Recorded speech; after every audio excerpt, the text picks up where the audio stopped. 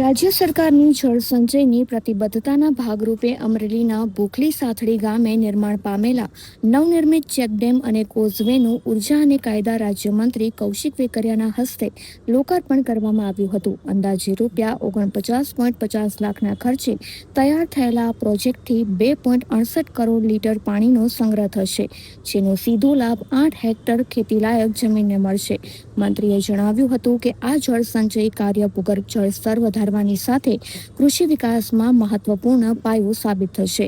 ખેડૂત નાનાભાઈ આહિરે આનંદ વ્યક્ત કરતા જણાવ્યું કે ચેકડેમ બનવાથી પાણીના તળ ઊંચા આવશે અને જમીનના ભાવમાં પણ વધારો થયો છે. વરસાદી પાણીના સંગ્રહથી ખેતીની ઉત્પાદન ક્ષમતા વધશે અને ગ્રામ્ય અર્થતંત્રને નવી ગતિ મળશે.